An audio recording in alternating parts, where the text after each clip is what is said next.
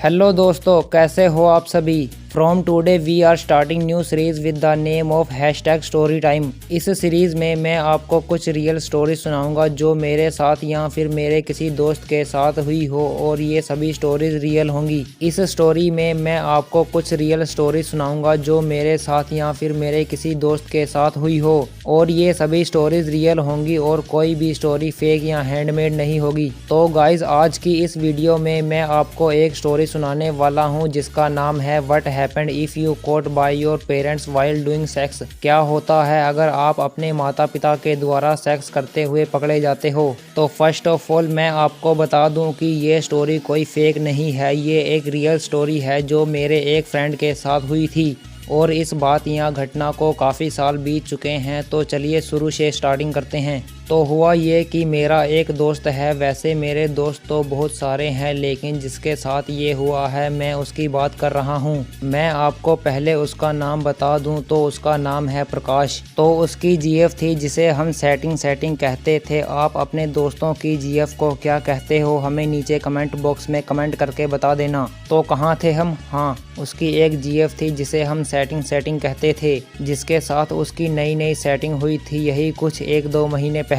और हम 4 दोस्त एक ही रूम पर रहते थे, एक छोटे से घर में, क्योंकि हम सब साथ में ट्यूशन पढ़ते थे। और प्रकाश ज़्यादातर बाहर पार्क वगैरह में ही रहता था क्योंकि उसकी जीएफ उससे मिलने आती थी, और हम 3 दोस्त घर पर ही रहते थे। ऐसे ही काफ़ी दिन बीत गए और फिर एक दिन आई थिंक मंडे या ट्यूसडे वाले दिन प्रकाश के फ़ोन पर एक कॉल आई जो उसके पेरेंट्स की थी। प्रकाश के पेरेंट्स ने कहा हम शहर आ रहे हैं, कुछ शॉपिंग करनी है और हम शाम को आएंगे, रात तेरे पास बिताने के बाद सुबह शॉपिंग करके वापस आ जाएंगे। तो इस पर प्रकाश ने कहा ठीक है, आ जाना। और इसी वीक प्रकाश अपनी जीएफ को अपने घर पर बुलाने की कोशिश कर रहा था, लेकिन उसकी जीएफ घर आने को मान ही नहीं रही थी।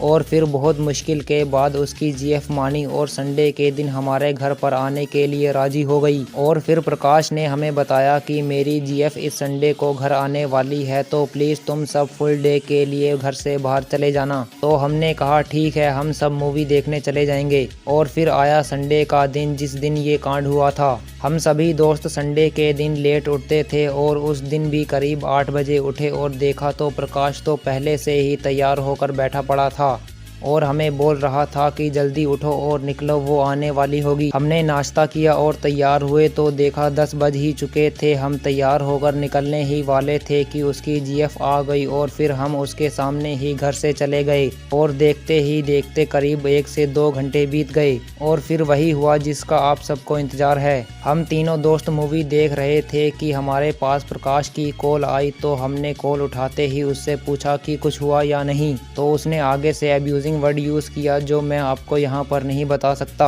और आगे उसने कहा कि घर पर मम्मी पापा आ गए हैं और तुम लोग जल्दी से जल्दी घर आओ।